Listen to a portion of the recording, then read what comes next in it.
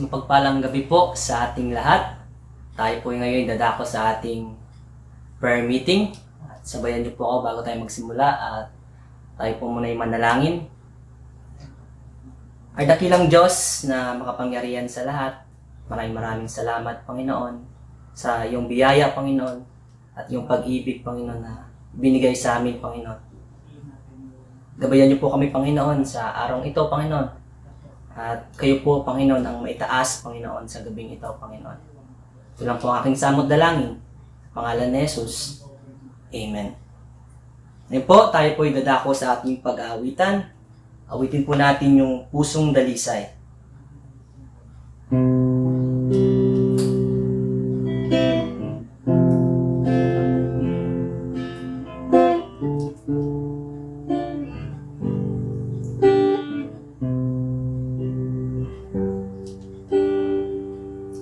Pusong dalisay ang aking nais,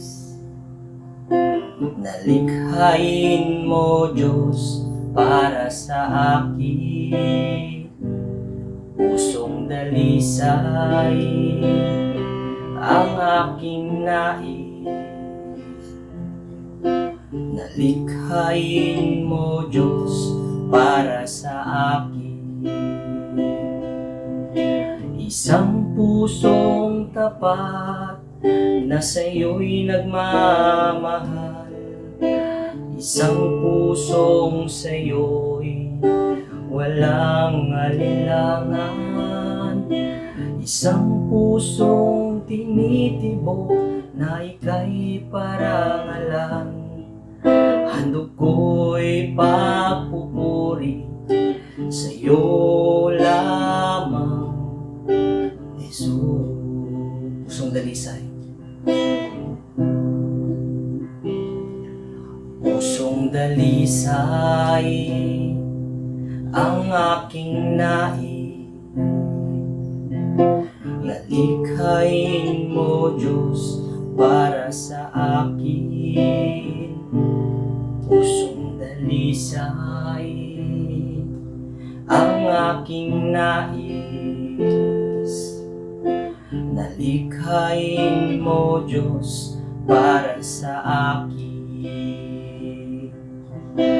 Isang pusong tapat na sa'yo'y nagmamahal, isang pusong sa'yo'y walang alinlangan, isang pusong tinitibok na ika'y parangalan.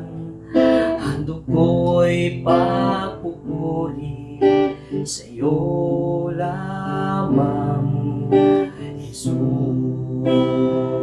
Isang pusong tapat, isang pusong tapat na sa'yo'y nagmamahal, isang pusong sa'yo'y walang alinlangan, isang pusong tinitibok na ika'y parangalan. Handog ko'y papupuri sa'yo lamang, Jesus. Isang pusong tapat, isang pusong tapat na sa'yo'y nagmamahal, isang pusong sa'yo'y walang alinlangan, isang pusong tinitibok na ika'y parangalan. Handog ko'y papupuri sa'yo lamang, Jesus. Handog ko'y papupuri, handog ko'y papupuri sa'yo lamang, Jesus.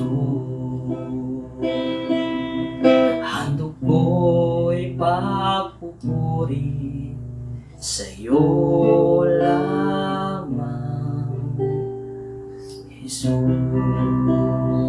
Hallelujah, Lord. Sa inyo lamang papuri at pagsamba, Panginoon. Pinakamatamis na pangalan ni Jesus. Amen.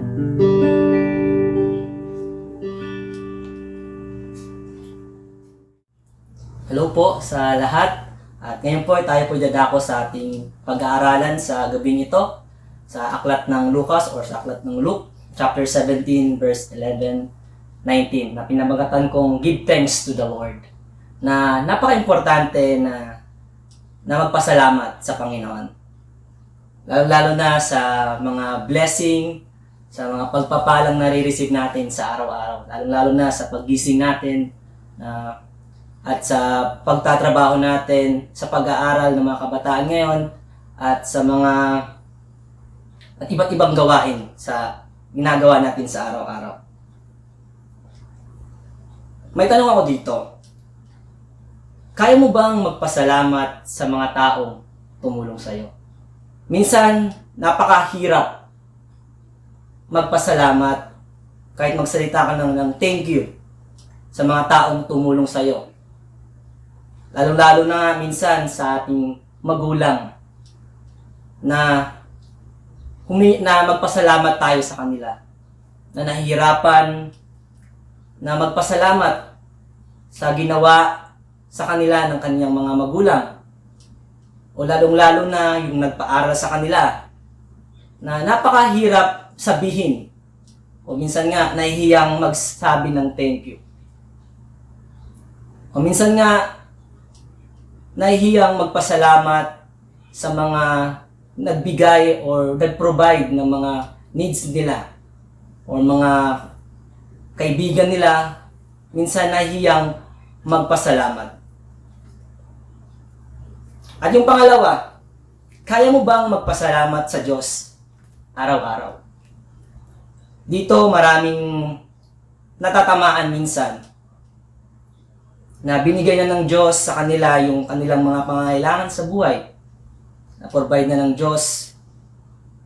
Pero yung pasasalamat sa Diyos, minsan ay nakakalimutan na. Dahil sa kabisihan sa trabaho, sa kabisihan sa mga makamundong bagay, na magpasalamat sa Diyos kapag sa paggising pa lamang nila. Dapat magpasalamat pero nakakalimutan. Dahil pagkagising agad, minsan, cellphone agad ang nauunang buksan kaysa magsabi ng thank you Lord na nagising pa ako, na malakas pa ako ngayon, hindi pa ako dinadapuan, malayo ako sa COVID na to. Sa mga ganong paraan na magpasalamat, sana nagagawa kaya natin yon na tayo yung nagpapasalamat sa Diyos araw-araw. O nagpapasalamat lang tayo sa Diyos kapag meron tayong mga blessing na nare-receive sa Kanya. O mga pagpapalang nare-receive sa Kanya. Kaya ngayon, yung pag-aaralan natin ay tungkol sa 10 ketongin o yung 10 lepers na ano kaya ang matutunan natin tungkol sa 10 ketongin na to? Kung paano kumilos ang Diyos sa buhay nila.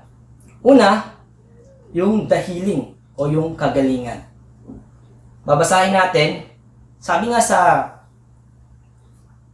chapter 7 verse 11, sa paglalakbay ni Jesus patungong Jerusalem, nangyari siya at dumaan sa gitna ng Samaria at Galilea. Sa kanyang pagpasok sa isang nayon, sinalubong siya ng 10 lalaking may ketong. Ang mga ito ay nakatayo sa malayo. Na makikita natin yung 10 men na merong leprosy or infectious disease, skin disease, or commonly translated na leprosy na sinasabi nila, na makita natin in Israelite community na kapag meron kang sakit na ganito o yung skin disorder, na kailangan ka pumunta sa mga pari to examine. The priest that determined whether this was a contagious disease or whether the person was declared ceremonial unclean, na makita natin sa Leviticus chapter 13 verse 1. Sa law ng Jewish na prohibited kapag meron kang disease na ganito, na kailangan kang ihiwalay or general community na i-separate ka or insulated ka sa mga iba or ikaw ay pwedeng dalhin dun sa labas o outcast hanggang ikaw ay mamatay na makikita natin sa aklat ng Leviticus. Kaya makikita natin yung mga leprosy ay sila ay nakatayo sa malayo. Makita natin yung yung sakit nila na sila ay hindi pwedeng lumapit sa mga tao dahil alam nila na sila ay hawa na sakit. Makita natin sa picture na to, ito yung mga kitungin na makikita natin at yun yung sila Jesus Christ at kanyang mga disipulo na makita natin yung layo nila. At sa verse 13 naman, nilakasan nila ang kanilang tinig at kanilang sinabi, "Guro, kahabagan mo po kami." Nakita sila ni Jesus at sinabi sa kanila, "Humayo kayo at magpakita kayo sa mga saserdote." At nangyari ang paghayo nila at sila'y nalinis. Na makikita natin dito, sandaling tagubilin ni Jesus, ang mga kalalakihan na may ketongin pa rin, ay mayroon pa rin ketongin. May ketong pa rin bago sila sinabihan ni Jesus, sila'y humayo, mayroon pa rin silang ketong. Nakita dito yung physical na pagbabago na naganap nung sumunod sila kay Jesus. Ngunit sa pananampalataya, ang kalalakihan ay sumunod habang nagsimulang maglakad patungo sa pari at sila'y gumaling. Si Jesus ay laging nangangailangan ng pananampalataya sa bahagi ng taong humihiling ng paggaling. Makikita natin yung kagalingan sa kanila, yung pagsunod nila sa Diyos, na sinunod nila si Jesus Christ at sila'y gumaling. Na kayang, ipinapakita ni Jesus Christ dito, na kaya niyang pagalangin kahit gamit lang ang kanyang salita. Kahit hindi man ito hawakan, kahit ang kanyang boses naman lamang, kapag sila ay sumunod, kapag meron silang pananampalataya, kayang pagilingin ng Diyos kahit anong pang karamdamang iyan. Pangalawa, ito yung makikita natin sa picture na yung yung nagmamakaawa sila kay Jesus Christ at pinagaling sila ni Jesus. Sa number 2, makikita natin sa 10 lepers or ketongin na pinagaling ni Jesus Christ. Alam niyo ba kung ilan lang yung bumalik? Sabi nga sa point 2 ko na turning back and praising God. In verse 15, makikita natin nang makita ng isa sa kanila na siya ay gumaling. Nang makita ng isa, alam na siya ay gumaling. Bumalik siya at sa malakas na tinig, niluhati niya ang Diyos. Hindi man itinala sa Biblia kung gaano kalayo ang kanilang nilakad bago sila gumaling. Gayunpaman, ang isang lalaki lamang ang bumalik upang magpasalamat kay Jesus sa kanyang pagkagaling. Espesyal na binanggit ni Lucas ang katotohanan ng bumalik ay isang Samaritano. Na makikita natin na isang Samaritan pala ang bumalik. O makikita natin dito yung kanyang pasasalamat sa Diyos. Na kahit man ito'y walang kapalit, siya ay sumunod lamang, pero pinakita pa rin niya yung pasasalamat niya sa Diyos kung ano ang ginawa sa kanya. Makita natin dito sa itong isang lalaki na isang Samaritano na bumalik upang magpasalamat kay Hesukristo. I-relate ko lang sa panahon natin ngayon. Tayo kaya, katulad tayo ng isang ketongin, doon nga bumalik upang magpasalamat sa Diyos? O isa ba tayo sa siyam na hindi bumalik dahil magaling na sila, dahil nakuha na nila yung kailangan nila na kagalingan. Minsan kapag inirelate natin sa sarili natin na na-provide na lahat ng Diyos, na binigay na ng Diyos ang ating pangangailangan dito sa lupa, na binigay niya na tayo dati ay hindi nakakain ng maayos, wala tayong natitirahan na maayos, kulang tayo sa mga pangangailangang material na pinrovide na ng Diyos. Subalit, nakalimutan na magpasalamat sa Diyos. Yung po yung nakakalungkot sa siyam na pinagaling ni Jesus Christ.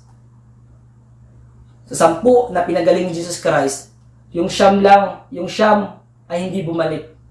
Pero ang isang Samaritano ay nakita niya na ang pagpapasalamat na ginawa sa kanya ng Diyos. Na dapat tayo ay magpasalamat sa Diyos na ginawa sa atin ng ating Panginoong Hesukristo sa pagtubos ng ating mga kasalanan. Na inako niya ang ating mga kasalanan upang tayo ay maging malinis sa kanyang paningin. At hindi tayo mamatay sa kasalanan. Kaya napakahalaga na magpasalamat sa Diyos araw-araw. Kaya sa pangatlo, sabi nga dito, He bowed down and thanksgiving at Jesus' feet. In verse 16, nakita natin nagpatira pa siya at nagpapasalamat kay Jesus. Ang lalaking ito ay isang taga-Samaria o isang Samaritano. Makita natin sa picture na yung hindi lang siya nagpasalamat na nakatayo, kundi nagpasalamat siya na nakayuko dahil sa ginawa sa kanya ng Panginoong Jesus. Kaya napakasarap pakinggan na magpasalamat, lalo na kapag may tinutulungan ka na maririnig mong magpasalamat sa iyo ang isang tao. Kaya makikita lang dito sa verse 17, sinabi ni Jesus, hindi ba 10 ang nilinis? Nasaan ang siyam? Na makita natin yung sa verse 17, ano ba nangyari sa siyam? Bakit hindi sila bumalik? Dahil sa mayroon silang, alam naman natin na mayroon silang pananampalataya dahil sinunod nila si Jesus. Na 10 gumaling sa pisikal. Ngunit ang muling salita ni Jesus na nagpasalamat na Samaritano ay nagpapahiwatig na ang tao ito ay nakatanggap ng spiritual na pagkagaling bilang karagdagan sa paglilinis ng kanyang balat. Matapos ang lalaking ay gumaling na sa ketong at sinabi ni Jesus sa kanya, bumangon ka at umalis ka. Ang iyong pananampalataya ay nagpagaling sa iyo. Pinapakita dito na ang kaligtasan, ang kagalingan ay hindi lamang pisikal na kagalingan ang natanggap ng isang Samaritano, kundi spiritual or kaligtasan ng kanyang espiritu. Sabi nga sa verse 18, ang dayuhan lang ba ito ang bumalik upang magbigay ng kaluwalhatian sa Diyos? Makita natin ang isa lang ang bumalik. Hindi na bumalik ang siyam. At sinabi sa kanya, bumangon ka at lumayo. Pinagaling ka ng iyong pananampalataya. Na yung pananampalataya mo, you made you well. And literally, na ikaw ay naligtas. Na makita natin na sa pananampalataya ng isang Samaritano, siya ay literal na naligtas. Kasi alam naman na sabi dun sa isang mga theologian or na ang Siyam daw ay isang mga Hudyo daw, yung Siyam. Kaya hindi na sila bumalik. Pero Kahit ganun pa man, Jesus addressed in the same phrase na yung yung ginawa ng isang Samaritano na yung kanyang pananampalataya na nakapagligtas sa kanya, na bumalik at nagpasalamat sa Panginoon, na yung Jesus addressed same praises to the woman, that anointing, yung sa chapter 7 verse 15 na makita natin doon. At yung babae ring nagdudugo ng 12 taon sa chapter 8 verse 48 na makikita rin natin doon.